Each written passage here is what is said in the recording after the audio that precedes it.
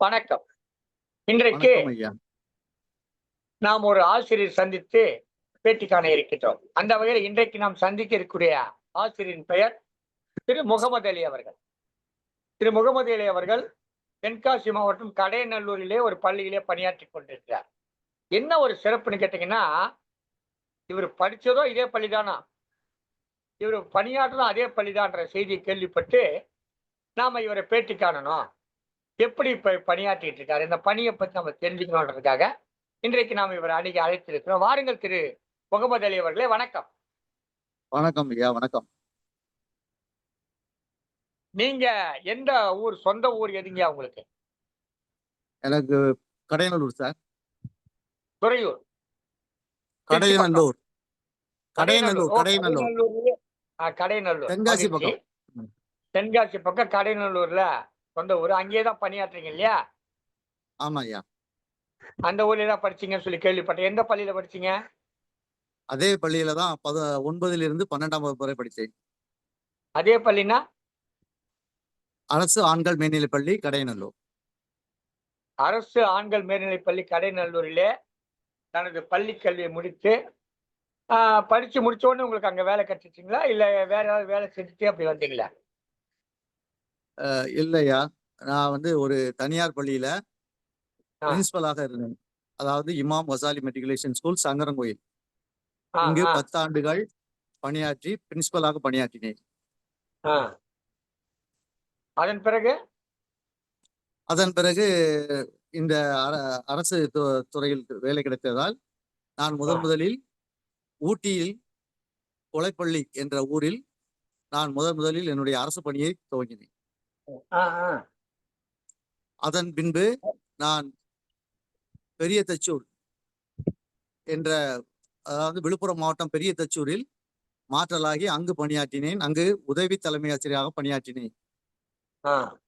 அதன் பின்பு மாற்றலாகி புளியன்குடி அரசு ஆண்கள் மேல்நிலைப் பள்ளியில் தென்காசி மாவட்டத்தில் வேலை செய்து ஒரு 4 ஆண்டுகள் வேலை செய்து மறுபடியும் என்னுடைய படித்த பள்ளிக்கு, அரசு ஆண்கள் மேல்நிலைப்பள்ளி கடையனூருக்கு மாற்றலாகி தற்பொழுது 8 ஆண்டுகளாக அந்த பள்ளியில் பணிபுரிந்து வருகிறேன். இந்த தனியார் பள்ளி முதல்வர் பதவியில இருந்திருக்கீங்க. அப்புறம் அரசு பள்ளியில பல இடங்கள்ல ஊட்டி, அப்புறம் விழுப்புரம் மாவட்டத்துல தச்சூர், தச்சூர். அதுக்கப்புறம் இப்போது புளியங்குடி. புளியங்குடின்னு கடையநல்லூர் வந்திருக்கீங்க. இந்த ஆமா, ஆசிரியர் பயணம் மொத்தம் எத்தனை ஆண்டுகள்? மொத்தமா சொல்லு. மொத்தம் 28 ஆண்டுகள் ஐயா. அதுல அரசு பள்ளி பணி 18 ஆண்டுகளா? 18 வருடங்கள். 18 ஆண்டுகள். 18 வருடங்கள் அரசு. என்ன ஆசிரியரா இருக்கீங்க நீங்க? முதுகலை விலங்கியல் துறை ஆசிரியராக இருக்கிறேன். விலங்கியல் துறை. இந்த கவலம் பிடிப்பா, ஆணி அடிச்சு அறுப்பாங்களா அந்த துறையா? அதெல்லாம் அதான் அந்த காலத்தில் இல்லையா, இப்போது அந்த மாதிரியா எந்த இதுவும் கிடையாது ஐயா. சரி, சரி, சரி. அது எனக்கு நாங்கள் படிக்கும் போது இருந்தது. நாங்க படிச்சபோது என்ன இந்த ஜூவாலஜி எடுத்துக்க சொல்லி சொன்னாங்க. அது பாட்டனி சொல்லுவோம். பயாலஜின்னு சொல்லுவாங்க அப்ப. பயாலஜி. அதுல பாட்டனியும் ஜூவாலஜியும் வரும். அப்போ ஒரு பையன் சொல்லி, ஜுவாலஜி எடுக்காதடா, தவளக்கா புடிச்சா சொல்லுவாங்கடா அப்படின்னாங்க. அதனால ஆமா ஐயா. தவளைக்கான பயம். அதனாலயே நான் அதை படிக்காம கணிதம் எடுத்து படிச்சேன். மகிழ்ச்சி. வேடிக்கைக்கு சொன்னேன். இந்த ஆசிரியர் பணியில உங்களுக்கு ஒரு மறக்க முடியாத சம்பவம், நீங்கள் சந்தித்த மாணவர்கள வியப்பூட்ட வைத்த மாணவர்கள், அந்த மாதிரி யாராவது சொல்லுங்க. ஐயா, என்னுடைய மாணவர்கள் எல்லாமே என்னுடைய மாணவர்கள் அல்ல, என்னுடைய மகன்கள், என்னுடைய ஆ, பெற்றெடுக்காத பிள்ளைகள். அவங்க ஆ, என் மேல அவ்வளவு பாசம் அதிகமாக கொண்டிருக்கிறாங்க. 2வது ஆ. என்னன்னா, அதுல அதிகமாக மாணவர்கள் எல்லாமே இந்த பாராமெடிக்கல் சொல்லி கோர்ஸ் இருக்கு இல்லையா, ஆமா, மெடிக்கல் காலேஜ்ல ஆமா, அனஸ்தீசியா, டயாலிசிஸ், அப்புறம் ஆமா. எக்ஸ்ரே டெக்னீஷியன், இந்த மாதிரி ம். இடங்கள்ல எல்லா கிளினிக்லயும் எல்லா ஹாஸ்பிட்டல்லையும் இந்த பையங்க இருக்கிறாங்க. அது மிக மிக ஆமா. சந்தோஷம். திடீரென்று நான் ஆமா, சென்றால் விலங்கியல் அந்த படிச்சாக்கா பையனை சார் உங்க ஸ்டூடெண்ட் என்று அறிமுகப்படுத்திக் கொள்வான். நான் ஆ. உங்கள்கிட்ட தான் சார் படிச்சேன் அப்படிங்கும்போது எனக்கு மிக்க மகிழ்ச்சியாக இருக்கும். ஆமா, விலங்கியல் ஆசிரியர் குறிப்பாக ஒரு நல்ல வாய்ப்பு என்ன கேட்டீங்கன்னா, விலங்கியல் ஆமா ஐயா. ஆசிரியர் ஒரு நல்ல வாய்ப்பு. என்னைக்காவது விலங்கியல் மாணவர்களுக்கெல்லாம் அவங்க அந்த மாணவர்களுக்கு ஆசிரியரா இருக்கிறது ஒரு முக்கியமான அனுபவம் கிடைச்சிருக்கும்.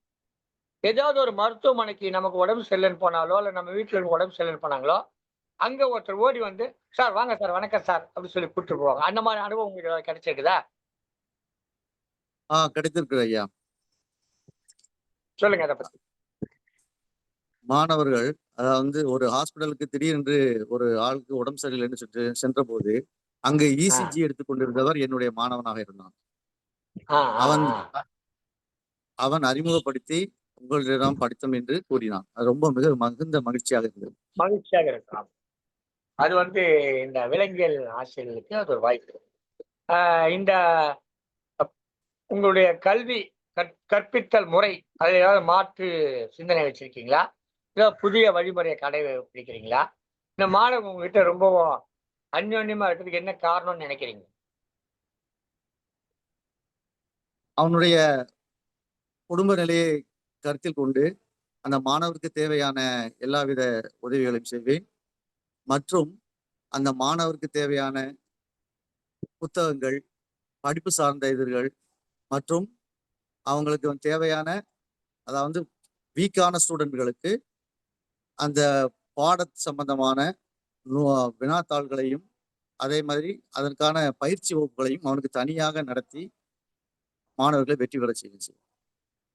மகிழ்ச்சி, மகிழ்ச்சி, மகிழ்ச்சி. உங்களுக்கு இந்த பணிக்கு வருவதற்கு, ஆசிரியர் பணிக்கு வருவதற்கு உந்துதலாக இருந்தது யாரு? உங்க அப்பா, அம்மா பேர் சொல்லுங்க. அவங்க யாராவது இதுக்கு காரணமா இருந்தாங்களான்னு சொல்லுங்க. எனது தந்தை முன்னாள் இராணுவத்தினர் ஆ, மேஜராக இருந்தார். ஆ, பின்பு பின்பு அவர் ஜூனியர் அசிஸ்டண்டாக வேலை பார்த்தாங்க. ஆ, எனக்கு உந்துகோலாக இருந்தது என்னுடைய விலங்கியல் ஆசிரியர். ஆ. அவருடைய அந்த பாடம் எடுக்கக்கூடிய விதமும் மற்றும் அவருடைய அந்த அறிவுரைகளும் எனக்கு ஈர்த்து அந்த முதுகலை ஆசிரியராக நான் இதே பணியில் அமர வேண்டும் என்ற ஒரு ஆர்வத்தை என்னுடைய விலங்கியல் ஆசிரியர் தூண்டினார். மகிழ்ச்சி, மகிழ்ச்சி, மகிழ்ச்சி. உங்கள இந்த ஒரு ஆசிரியர் பணிக்கு வர வேண்டும் என்ற தூண்டுகோலாக இருந்த அந்த ஆசிரியருடைய பெயரை சொல்லலாமே. அவங்க பேர் முருகேசன் சார். சரியா சொல்லுங்க. முருகேசன் சார் அவங்க பேர். முருகேசன். முருகேசன் என்பவர் தான் உங்களுக்கு தூண்டுகோலா இருந்திருக்காரு. அவரும் ஒரு விலங்கியல் ஆசிரியரு. அதே பாடத்தை ஆமா. நீங்களும் எடுத்து படிச்சு, இன்னைக்கு ஒரு விலங்கியல் ஆசிரியராக, அதுவும் முதுநிலை ஆசிரியராக பணியாற்றிக் கொண்டிருக்கிறீர்கள். இதுவரையிலும் உங்ககிட்ட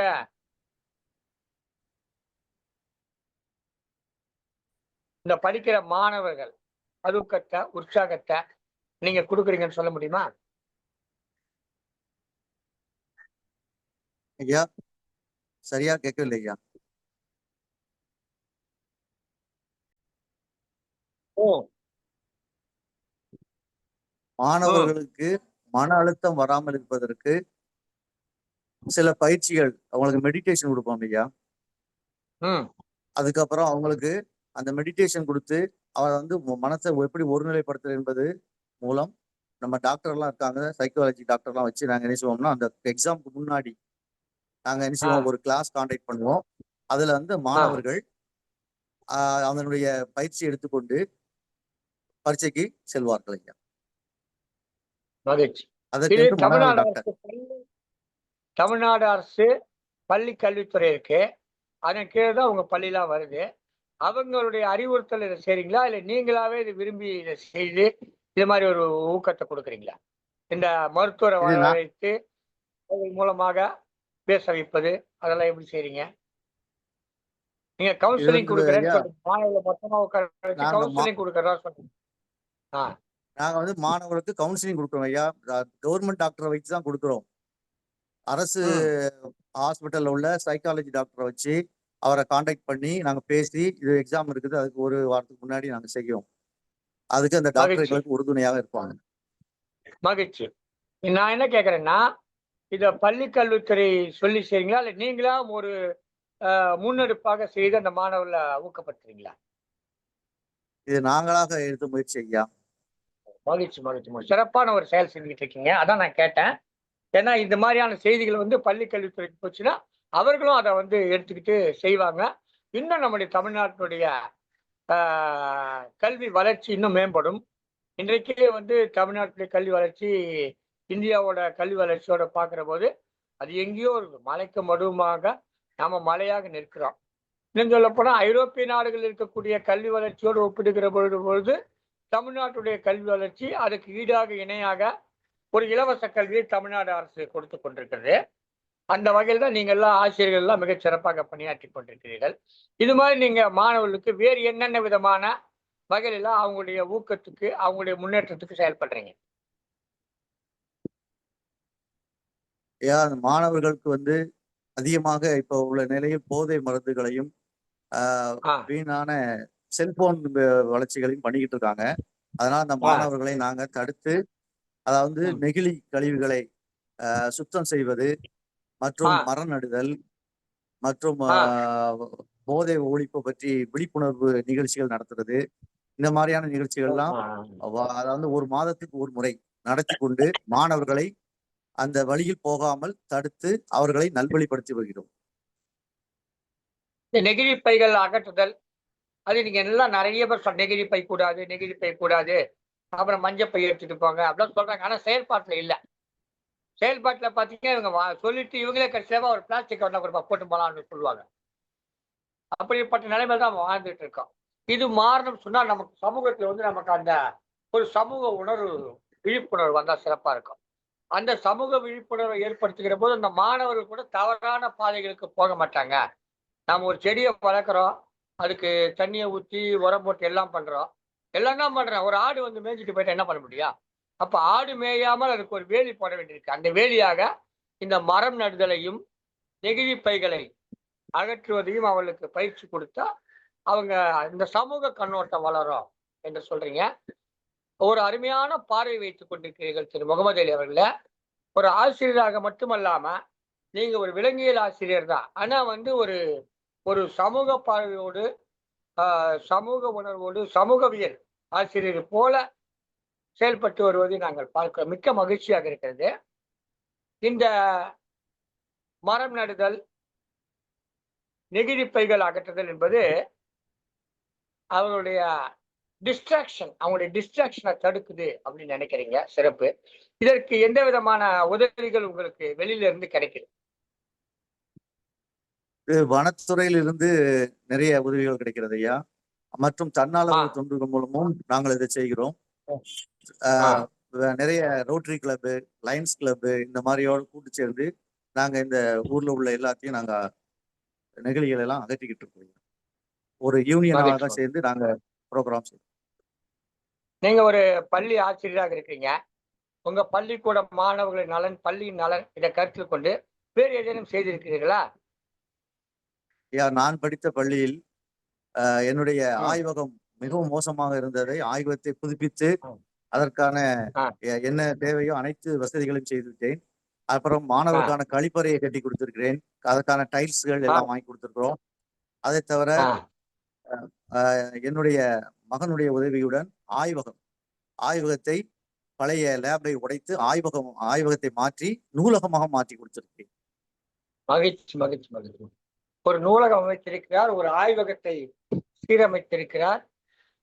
ஒரு அந்த பள்ளியினுடைய மாணவர்கள் பயன்படுத்தக்கூடிய கழிவறையை புதுப்பித்து கொடுத்திருக்கிறார் என்று சொல்லுகிறார்.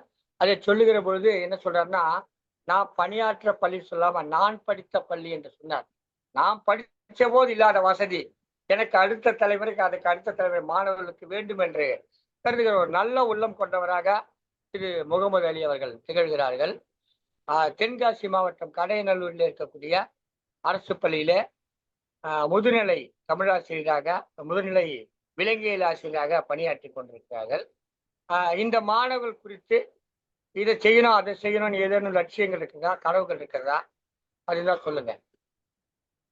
இந்த மாணவர்களை நல்வழிப்படுத்தி நல்ல நிலைக்கு கொண்டு செல்வது என்பது என்னுடைய மிகவும் முக்கியமான குறிக்கோளில் ஒன்று. இதுவரை என்னிடம் படித்த மாணவர்கள் அனைவரும் நல்ல முறையில் இருக்கிறாங்க என்ற ஒரு மகிழ்ச்சியான செய்தி. இனி வரும் மாணவர்களையும் இதே நிலையில் கொண்டு சென்று இந்த நல்ல சமுதாயத்தை உருவாக்க வேண்டும். நெகிழி இல்லாத ஒரு சமுதாயத்தை இந்த மாணவர்கள் படைப்பார்கள். அதே மாதிரி மாணவர்களுக்கான, ஏழை மாணவர்களுக்கான எல்லா உதவிகளையும் என்னால் முடிந்த அளவுக்கு என் பள்ளியில் படித்த மாணவர்களுக்கு நான் செய்து வருகிறேன். அதை சொல்வதற்கு மனசு இடம் இல்லை. சொன்னால் ஒரு மாதிரி இருக்கும், பையங்களுக்கும் அஃபெக்ட் ஆகும். அதனால் நான் சொல்ல விரும்பவில்லை. என்னுடைய மாணவர்களுக்கு விலங்கியல் ஆசிரியர் என்றால் அவனுக்கு சொல்லுவான் எல்லா பதிலும். அந்த அளவுக்கு தான் நான் என்னுடைய மாணவரை என்னுடைய பிள்ளையா வளர்த்துள்ளேன். எங்கு கண்டாலும் அவன் என்னை கண்டு தனியாக வந்து விசிட் பண்ணி பேசுகிறான். அதுவே எனக்கு மிகப்பெரிய மகிழ்ச்சி. எந்த ஆசிரியரும் இல்லாம என்னிடம் பழகுகிறான். ரொம்ப சந்தோஷம் ஐயா. ஆசிரியருக்கு கிடைக்கக்கூடிய மிகப்பெரிய விருது என்ன கேட்டீங்கன்னா, விருது அல்லது ஊதியம். இப்ப மற்ற தொழிற்சாலைகளை பணியாற்றினா ஊதியம் ஒண்ணு கொடுப்பாங்க, ஆண்டுக்கு ஒரு முறை போனஸ் ஒண்ணு கொடுப்பாங்க. ஆனா ஆசிரியருக்கு மட்டும் அப்படி கிடையாது. மாதம் மாதம் ஊதியம் வந்துடும், தினம் தினம் போனஸ் கிடைக்கும். என்ன போனஸ் அப்படின்னு சொன்னாக்கா, அங்கங்கே பார்ப்பவர்கள் எல்லாம் நம்மை பார்த்து வணக்கம் செலுத்துவார்கள். நமக்கே யாரும் தெரியாது, மறந்துட்டு இருக்கோம். ஆனா நாம அவங்க வணக்கம் சொல்லி, ஐயா நான் உங்ககிட்ட இத்தனை ஆண்டு படிச்சேன் அப்படின்னு சொல்லுவாங்க. நிறைய பேர் ஆசிரியரை பார்த்தா ஒதுங்கி வழி விடுவாங்க. ஒரு அமைச்சருக்கு கூட வர்றாருன்னா ஒதுங்கி வழி விடணும்னா அதுக்கு காவல்துறை வருது. அது எதுவுமே தேவையில்லை, அவர்களாகவே ஒதுங்கி வருவாங்க. அந்த ஆசிரியருக்கு இந்த சமூகம் கொடுக்கக்கூடிய மரியாதை. உங்களுக்கு இந்த மாதிரி நிறைய மாணவர்கள் வணக்கம் சொல்லி விருதுகள் கிடைத்திருக்கும். ஆனால் வேறு ஏதேனும் அமைப்பிடமிருந்து ஏதேனும் விருதுகள் பெற்றிருக்கிறீர்களா, சான்றிதழ்கள் பெற்றீர்களா? அதை பற்றி எல்லாம் சொல்லுங்கள், அதையெல்லாம் காட்டுங்கள், நாங்களும் பார்த்து ரசிக்கிறோம். ஐயா, அதாவது வந்து தமிழக கல்வி அமைச்சர் திடீர் விசிட்டாக என்னுடைய பள்ளிக்கு வந்து என்னுடைய லேபிலே உட்கார்ந்து, நான் அலங்கரித்த அந்த லேபில் உட்கார்ந்து என்னுடைய கிளாஸை ஒரு மணி நேரம் கவனித்து என்னை பாராட்டி நல்ல ஒரு ஆசிரியர் என்று என்னுடைய நேம் எல்லாம் விசாரித்து சென்றார். அதுவே எனக்கு கிடைத்த பெரிய கிஃப்ட். அது என்னுடைய பள்ளியில் நடந்த ஒரு நிகழ்ச்சி. தமிழ்நாடு அரசுடைய பள்ளிக்கல்வித்துறை அமைச்சர் மாண்புமிகு அன்பில் மகேஷ் பொய்யாமொழி அவர்கள் இவருடைய பள்ளியை பார்வையிட்டு, மேற்பார்வையிட்டு, இவருடைய வகுப்பிலே அமர்ந்து இவர் வகுப்பு நடத்துகிற பொழுது அதை கவனித்து கேட்டதாக ஒரு செய்தி சொன்னார். இதை பற்றி செய்தியை நாம் நாளிதழ்களிலே படித்திருக்கிறோம். இன்றைக்கு அந்த ஆசிரியரே வந்து அதை சொல்லுகிற போது மிக மகிழ்ச்சியாக இருக்கிறது. அரை மணி நேரம் என்று சொன்னால் கூட அமைச்சரும் இவருடைய மாணவர்களோடு மாணவராக அமர்ந்து கேட்பது என்பது மிகவும் சிறப்பான ஒரு நிகழ்வு. வாழ்க்கையில் இது மறக்க முடியாத ஒரு நிகழ்வாக இருக்கும். நீங்கள் பெற்ற விருதுகள் வேறு எதுவும் வைத்திருக்கிறீர்களா? ஐயா, ஒண்ணு ஒண்ணாக காமிக்கலாமா? சொல்லி காட்டுங்க, ஒன்றுகளாக காட்டுங்கள். உங்கள் விருதுகள், நீங்கள் பெற்ற விருதுகளை எல்லாம் காட்டுங்கள்.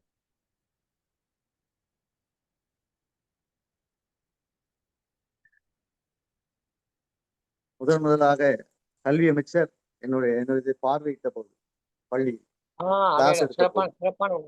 சிறப்பான புகைப்படம். அடுத்தது காட்டுங்க. இது என்னுடைய ஹைடெக்கில் பாடம் எடுத்த போது, ஹைடெக் லேப்ல வைத்து ப்ராஜெக்டர் மூலம் பாடம் எடுப்பேன் மாணவர்களுக்கு. சரி, சிறப்பு. அடுத்த பாட்டு காட்டுங்க.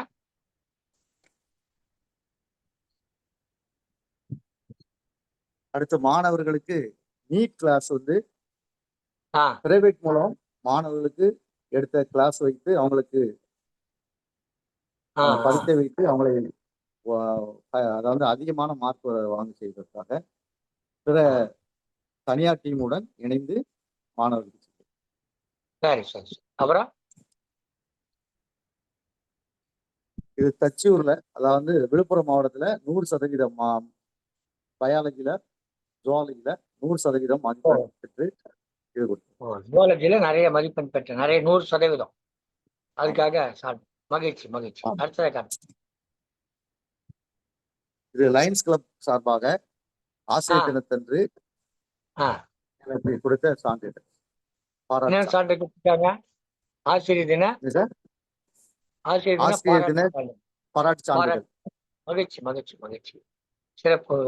அரிமா சங்கத்தின் மூலமாக சான்றிதழ் பெற்றிருக்கிறார்.